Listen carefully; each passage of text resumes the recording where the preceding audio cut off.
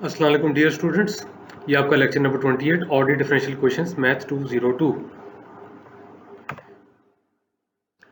जो last lecture था आपका, उसमें आपने ये जो method of variation of parameters है इसके फार्मूलाज का प्रूफ कर लिया था। और उसमें हमने ये पढ़ा था, ये आपके पास सेकंड ऑर्डर आपके पास ऑर्डिनरी डिफरेंशियल क्वेश्चन थी, लीनियर थी, नॉन होमोजेनियस थी, F of X is not equal to zero, P Q constants थे और कांस्टेंट कोफिशिएंट्स भी यहाँ पे मौजूद हैं। ये वाला जो सोल्यूशन था ये आपके पास जो था जिसको कहते हैं कॉम्प्लीमेंट्री सोल्यूशन, और ये आपके पास जो था कॉरस्पॉन्डिंग होमोजेनियस इक्वेशन का था। कॉरस्पॉन्डिंग होमोजेनियस इक्वेशन से मुराद के जब इसकी जगह एफ ऑफ एक्स की जगह जीरो रखे, इसको नहीं करना जीरो, वो तो नॉन जीरो है, जीरो रख के मतलब कि उस टर्म को जीरो कर देना जो स्ट्रिक्टली एक्स का फंक्शन है, जिसमें ना वाई है ना वाई का डेरिवेटिव, उसका सोल्यूशन था। y1 भी इसका सोल्यूशन था, y2 भी इसका सोल्यूशन था, मल्टीपल ऑफ द सोल्यूशन भी सोल्यूशन होता है, मल्टीपल ऑफ द सोल्यूशन भी सोल्यूशन होता है, ऐड करें तब भी सोल्यूशन होता है, ये सारा किया होता है, ये इसका सोल्यूशन था। फिर आगे क्या बात हुई थी, ये जी होमोजेनियस इक्वेशन, ठीक है।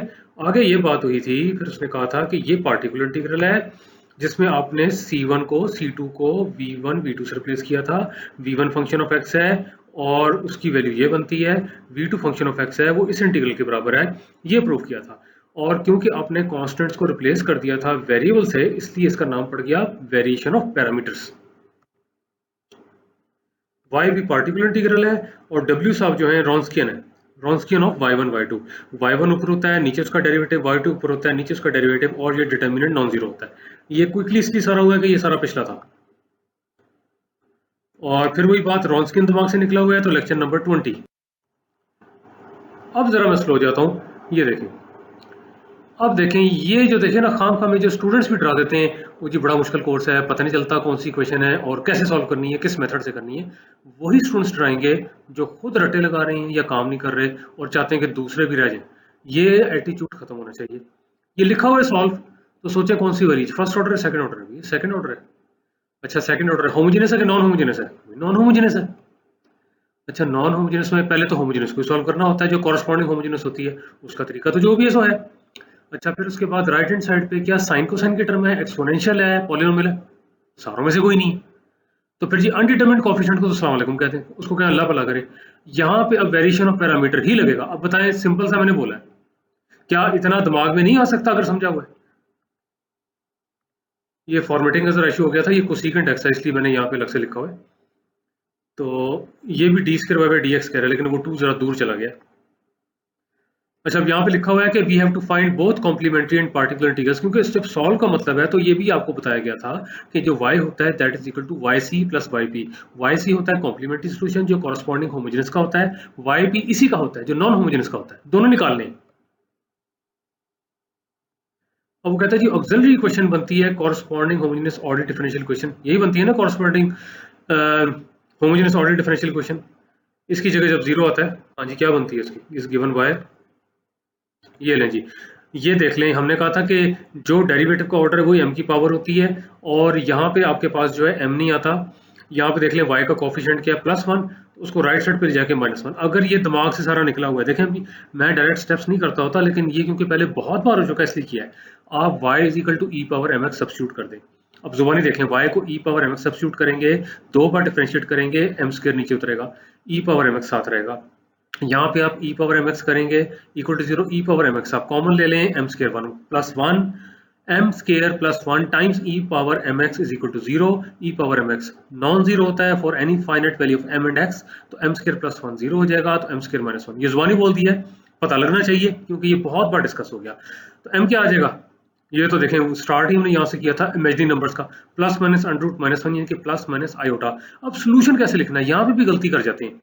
इसलिए मैंने कहा था जब तक आपको होमोजेनियस सॉल्व करना नहीं आता तो ये तो सोचे भी ना कि आप ये नॉन होमोजेनियस कर लेंगे, सॉल्व करना आना चाहिए।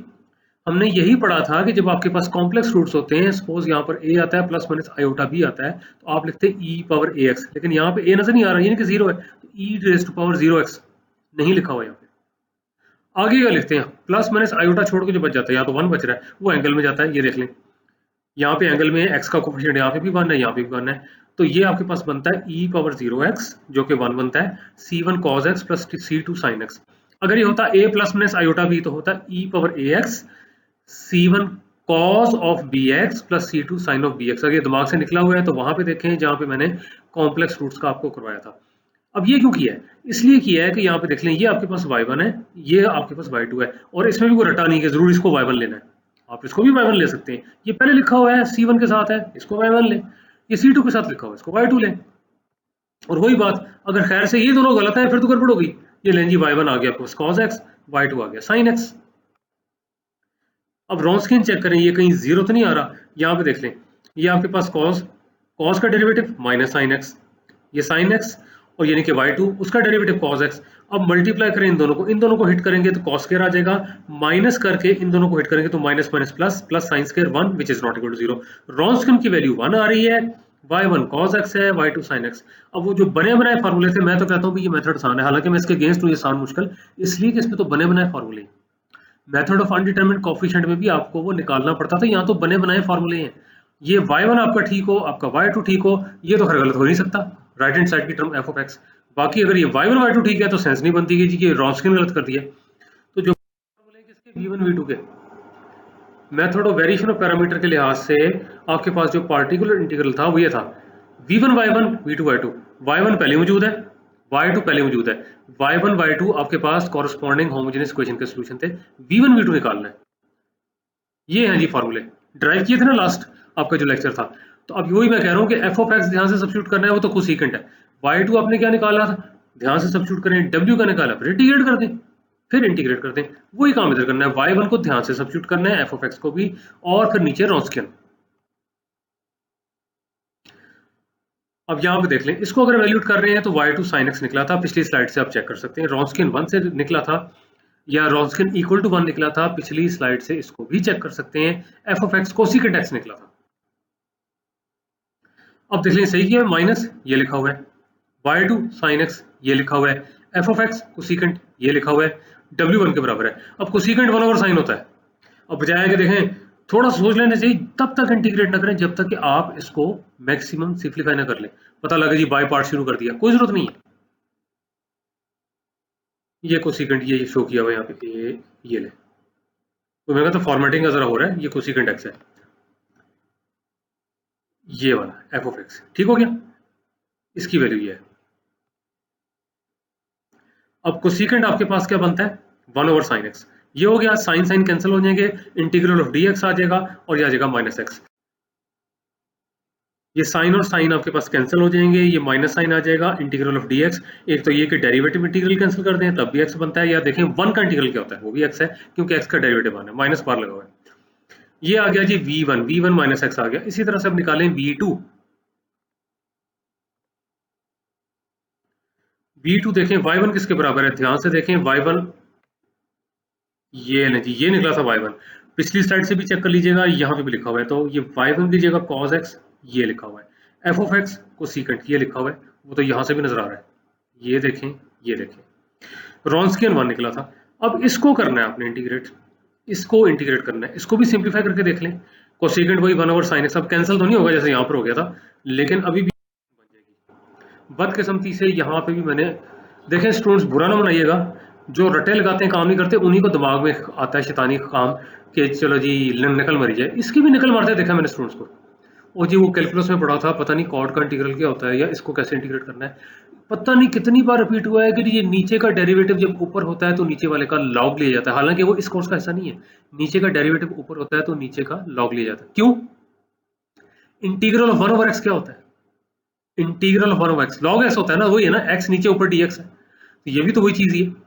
अब देखें लॉग ऑफ साइन एक्स आ रहा है, इसको डिफरेंशिएट करेंगे क्या आता है, लॉग ऑफ साइन एक्स को डिफरेंशिएट करेंगे तो 1 ओवर साइन एक्स आता है, साइन का डेरिवेटिव कॉस, तब भी सही है।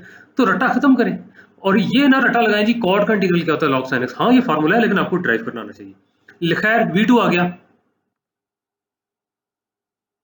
अब वो कहता है therefore the general solution is given by, ये जनरल सॉल्यूशन है, पहले complementary function c1 cos x c2 sin x, उसके बाद v1 y1 v2 y2। अब ये ध्यान से वैल्यू सब्स्टिट्यूट करें, ये y1 तो cos x ही था, y2 आपके पास sin x था, v1 पिछली साइड पे देख लीजिएगा आपने माइनस एक्स निकाला था, v2 इसके बराबर है log sin x, ये देख लें, बस यहाँ सब्स्टिट्यूट कर दें। अब देखें सही किया, ये y1 की जगह तो cos x आ गया, ये लिखा हुआ है, y2 की जगह sin x जो कि यहाँ से था। अब देखें v1 मैंने कहा था माइनस एक्स आया, और v2 मैंने कहा था log sin x, यहां से नजर आ रहा है। और खैर आगे भी लिखा हुआ है, दोबारा देख लें जी, दोबारा देख लें, फायदा उठाना चाहिए। ये y1 cos x है, यहां से चेक कर लें, y2 sin x है, यहां से चेक कर लें। v1 आपके पास ये है जो कि माइनस एक्स है, ये लिखा हुआ है, यहाँ पे सब्स्टिट्यूट किया हुआ है। v2 log of sine x है आपके पास, ये देख लें, ये है, ये v2, ये log ऑफ साइन एक्स जो यहाँ पे सब्स्टिट्यूट हुआ है, यहाँ से देख लें, ठीक हो गया। और v2 log of sine x जो है, इसमें इन्होंने सिर्फ इतने की बात जरूर की हुई है इस तरह की कि साइन एक्स को अस्यूम किया हुआ है कि पॉजिटिव है। नहीं अस्यूम करना तो एब्सोल्यूट वैल्यू ले लें, यहाँ पे आप एब्सोल्यूट वैल्यू ले सकते हैं, अस्यूम किया हुआ है कि साइन एक्स पॉजिटिव है। अब आ गई जी अगली एग्जांपल। अब देखिए, मैंने आपको लास्ट लेक्चर में भी कहा था, मैंने कहा था जी कि यहाँ पे आर्बिट्ररी कांस्टेंट क्यों नहीं ऐड करना। एक तो मैंने यही लॉजिक दी थी ना लास्ट टाइम, आपको याद होगा, मैंने कहा था ये जो आपके पास पार्टिकुलर इंटीग्रल है उसमें आर्बिट्ररी कांस्टेंट नहीं आता, आ भी नहीं रहा, देख लें, क्योंकि दो आते हैं जो सेकंड ऑर्डर आपके पास homogeneous ordinary linear differential equation, उसमें दो कांस्टेंट आते हैं, वो पहले ही मौजूद हैं उसमें, इसमें कॉम्प्लीमेंट्री सॉल्यूशन में। लेकिन सपोज करें आप लगा देते हैं, ध्यान से सुने आप, मैं मजीद क्लियर कर रहा हूं, अगर यहाँ प्लस सी आ भी जाता है तो यहाँ पे क्या आएगा, साइन एक्स किससे मल्टीप्लाई होगा, ये वाला जो साइन एक्स आपके पास आ रहा है जो कि y2 था, किससे मल्टीप्लाई होगा, मल्टीप्लाई होगा log sin x प्लस सी। फिर सुन लें, log sin x प्लस सी, और एक टर्म आ जाएगी c times sin x, c times sin x फिर इसमें ऐड हो सकती है, ठीक है ना, c टाइम्स sin x फिर इसमें ऐड हो जाएगी, तो c2 प्लस सी, वो फिर एक ही कांस्टेंट बनेगा। अब कुछ है मजीद मैंने क्लियर करने की कोशिश की है, वही लॉजिक इधर भी लग रही है कि भाई यहाँ पे माइनस एक्स आया था, माइनस एक्स प्लस सी क्यों नहीं किया, भाई माइनस एक्स प्लस सी करेंगे तो एक टर्म आ जाएगी आपके पास क्या, यहाँ पे देख लें माइनस एक्स है, यहाँ पे देख लें ये आपके पास जो था cos x था, ये जो आपके पास था v1 ये माइनस एक्स, अगर सपोज करें ये माइनस एक्स प्लस सी होता तो एक टर्म आपके पास क्या आनी थी, एक तो ये आ गई, एक आनी थी c times cos x, c कह लें या d कह लें, मैंने पहले भी c यूज किया था, d कह लें, d टाइम्स cos x, वो d टाइम्स cos x यहाँ पे ऐड हो जाएगी, फिर दो ही बनते हैं आर्बिट्री कांस्टेंट, अगर आप कर भी देते हैं तब भी दो ही बनते हैं, वो फालतू स्टेप है एक तरह का। ये देख लें डबल लॉजिक दिया है मैंने आपको, एक यही है कि पार्टिकुलर इंटीग्रल में आपके पास कांस्टेंट नहीं आता, कोई ऐड करने की जरूरत नहीं, कर भी देंगे तो ये C1 C2 में एब्जॉर्ब हो जाएगा। आए जी अगली एग्जांपल। अच्छा, अब इसमें मैंने गलती करते देखा स्टूडेंट को, ये तो जी एक्सपोनेंशियल आ गया तो जरूर डेफिनेटली वही होगा अनडिटरमिन्ड कोएफिशिएंट्स। भाई यहाँ पे देखें नीचे डिनोमिनेटर में लिखा हुआ है पहली बात, और 1 प्लस हुआ है। हाँ, अगर ये 1 प्लस ना होता, सपोज करें 1 प्लस ना होता, e पावर माइनस एक्स ऊपर जाके e पावर x फिर बन जाना था। फिर गौर से सुने, अगर ये नीचे 1 प्लस ना किया होता तो e पावर माइनस एक्स ऊपर जाके e प्लस एक्स हो जाता, e rest power plus x फिर बन जाता, लेकिन ये उस तरह का एक्सपोनेंशियल नहीं है। अब खुद बताएं कौन सा एक्सपोनेंशियल है जिसको डिफरेंशिएट करें तो ये वाला आ जाए, नहीं ना, सेंस नहीं ना बनती। तो ये आपके पास अनडिटरमिन्ड कोएफिशिएंट्स का नहीं है, ये आपके पास method of variation of parameters का ही क्वेश्चन है। अब क्योंकि सॉल्व करना है तो आपने दोनों निकालनी है, कॉम्प्लीमेंट्री भी पार्टिकुलर इंटीग्रल भी। पहले कॉम्प्लीमेंट्री निकालते हैं, जो कॉरेस्पॉन्डिंग होमोजेनस है उसको सॉल्व करते हैं। ये आपके पास होमोजेनस इक्वेशन आ गई, कॉरेस्पॉन्डिंग होमोजेनस, और ऑक्सिलरी इक्वेशन जो है ये देख लें, डायरेक्ट लिखी हुई है, e पावर mx सब्स्टिट्यूट कर लीजिएगा, e पावर mx सब्स्टिट्यूट करेंगे, दो बार डिफरेंशिएट करेंगे, m स्क्वायर नीचे उतरेगा, यहाँ पे एक बार करेंगे m नीचे उतरेगा, यहाँ पे e पावर mx ही होगा, वो कॉमन आके उसको कैंसिल कर सकते हैं क्योंकि e पावर mx नहीं जीरो होता, बाकी जीरो होगा। ये है जी ऑक्सिलरी इक्वेशन, ठीक हो गया। और अब इसके फैक्टराइजेशन की जा सकती है, कौन से दो नंबर हैं कि हम ऐड करें तो -3 आ जाए, कौन से दो नंबर हैं मल्टीप्लाई करेंगे +2 आ जाए, -2 एंड -1, तो इसको बेशक m स्क्वायर -2m लिख लें, m कॉमन ले लें तो m -2 आ जाएगा। आगे फिर आपके पास जो मैंने लिखा हुआ था कि माइनस आप लिख लें इसको -2m -m, तो फिर आपके पास -1 कॉमन ले लें तो m -2 आ जाएगा, तो ये बनता है आपके पास। दो फैक्टर आ गए 1 एंड 2, तो ये आपके पास आ गए रियल एंड डिस्टिंक्ट, ये बनती है जिसकी। अब देखिए, अगर ये आपको नहीं पता तो पहले वो क्लियर करें कि कैसे होमोजेनस इक्वेशन को सॉल्व करते हैं, जहां पे मैंने ये करवाया था, और वो आपका लेक्चर 19 से ऑनवर्ड शुरू हुआ था। तो ये देख लें, ये 1 और 2 रूट्स यहाँ पे नजर आ रहे हैं, 1 और यहाँ पे 2, तो ये बन जाएगा y1, ये बन जाएगा y2, हो गया जी। ये आपके पास आ गया y1, ये दूसरा वाला आ जाएगा y2।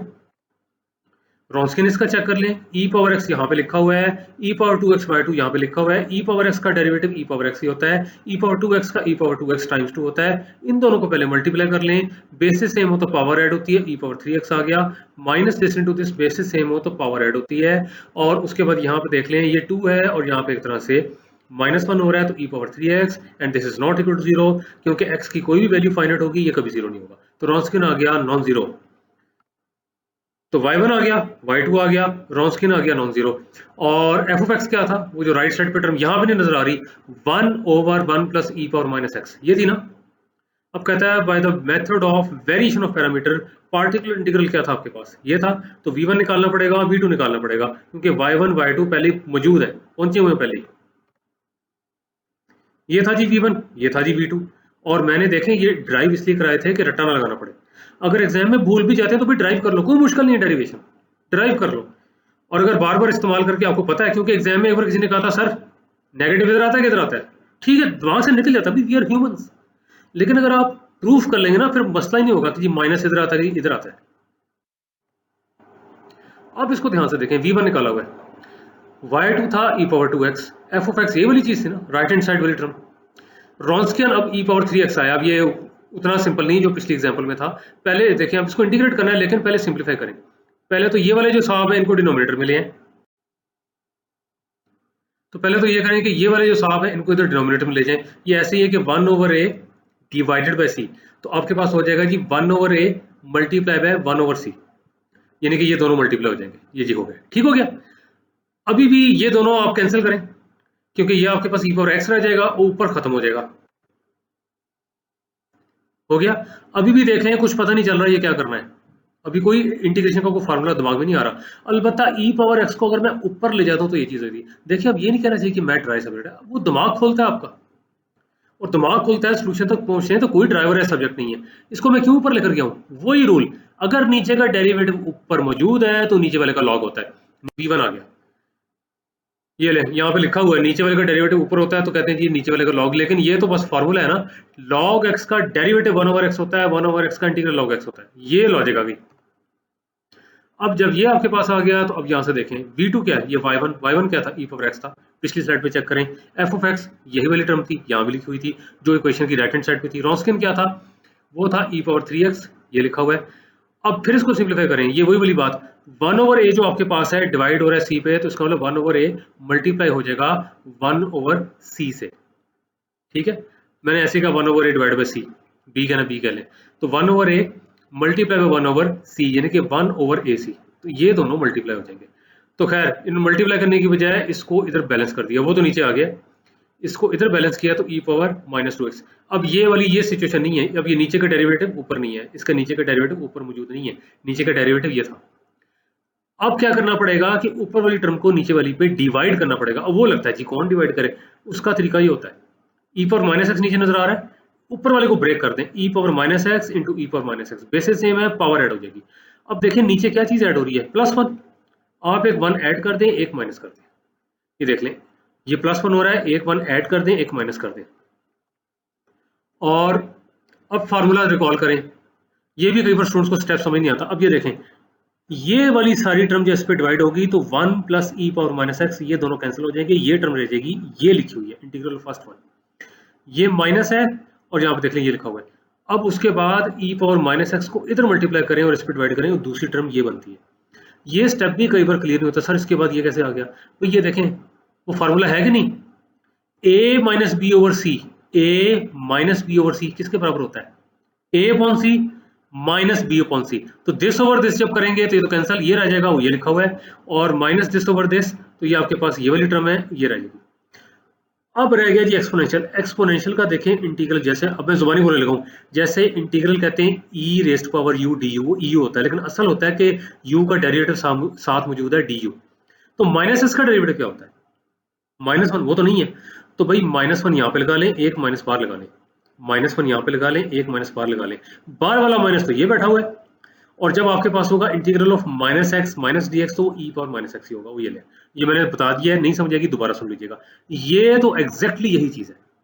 इसका जैसे आ जाएगा log of 1 plus e power -x, वही चीज यहाँ पे लिखी हुई है। तो ये लें जी, ये v2 भी आ गया, ये आपके पास v1 भी आ गया, तो मसला खत्म हो गया। y1 y2 पहले आपके पास मौजूद थे, तो पार्टिकुलर इंटीग्रल अब हम लिख सकते हैं। ये लें जी, जनरल सोल्यूशन था yc plus yp, c1 e power x plus c2 e power 2x plus v1 y1 v2 y2, y1 यही e पावर x था, y2 यही e पावर 2x था। आ गया, ये लें, ये वाली चीज यहां पर आ गई, और ये वाली चीज आपके पास इसके बराबर है, यहां पर आ गई। उसके बाद v1 ये था, ये निकाला था पिछली स्लाइड पे, चेक कर लीजिएगा। v2 आपने ये निकाला था minus E power minus X plus log 1 plus E power minus X. उसके बाद यहाँ पे देख लें, यहाँ पे कॉम्प्लीमेंट्री फंक्शन भी है, यहाँ पे पार्टिकुलर इंटीग्रल भी है, और उसके बाद यहाँ पे देख लें ये वाली टर्म एज इट इज लिखी हुई है, ये वाली टर्म एज इट इज लिखी हुई है, ई पावर एक्स ये बाहर लिखा हुआ है, ये v1 की वैल्यू क्या है, ये थी, यहाँ सब्स्टिट्यूट करें ये बन जाती है, ठीक हो गया।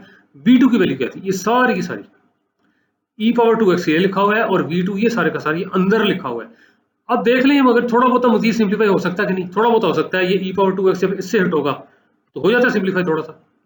ये टर्म एज इट इज, ये टर्म एज इट इज, ये वाली टर्म यहाँ पे लिखी हुई है, यहाँ पे अब इन्होंने ये किया है कि log of 1 plus E power minus x common निकाला हुआ है, ठीक हो गया। यहाँ से e पावर x ये लिखा हुआ है, यहाँ पे log 1 plus E power minus x के साथ क्या था, e पावर 2x ये लिखा हुआ है, ये प्लस हो गया। ये जब इसके साथ हिट होगा तो ये माइनस साइन और पावर z हो जाएगी या माइनस कैले हो जाएंगी, 2x माइनस एक्स, ये x हो गया। अब ये भी माइनस ई पावर x है और ये भी, इसको इधर एब्जॉर्व कर दें, लो जी c1 का k1 बन गया। क्यों क्यों, अच्छा झगड़ा नहीं करना, ये देखें इसलिए क्यों, k1 आपके पास आ रहा है c1 और यहाँ से था -1, वो इकट्ठा किया हुआ है, यहाँ पे c1 इसका कोफिशिएंट था, -1 इसका, तो c1 -1 वो k1 लिखा हुआ है, ये हो गया। ये टर्म एज इट इज, ये टर्म एज इट इज, बस यही आंसर है। ओ हो गई सर, बच्चा फिर आ गया, बच्चा कितना खुश है। उम्मीद है कि सारे बच्चे भी खुश होंगे जिन्होंने इसको अब देख लिया है और समझ लिया है और प्रैक्टिस करेंगे इंशाल्लाह। वाह भी वाह, ये तो करते रहते हैं आप लोग, हाथ ऐसे जोड़ते रहते हैं ना। वो देखें प्रॉब्लम सॉल्व, ये देख लें जी प्रॉब्लम सॉल्व। और लोग शर्माते हैं तो जी दिल बना हुआ है, मैथ वाले क्यों शर्माते हैं भाई, कार्डियोइड है, पता नहीं आप लोगों ने पढ़ा कि नहीं, चेक कर दीजिएगा कभी कि जी ये वाली जो आपके पास कर्व होती है ना, मैथमेटिक्स में उसका नाम कार्डियोइड है, कार्डियोइड। और इंस्टीट्यूट ऑफ कार्डियोलॉजी क्या करता है, हार्ट का इलाज करता है। खैर बात कहीं से कहीं चली जाएगी, बहरहाल ये हो गया।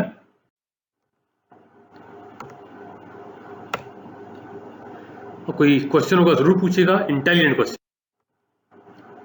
क्योंकि आई एम श्योर कि मेरे स्टूडेंट्स इंटेलिजेंट है सारे के सारे। Praying for the success of ordinary differential question course, Allah करे जरूर ऐसा ही हो। एंड ऑफ लेक्चर नंबर 28, अब मुलाकात होगी लेक्चर नंबर 29 में।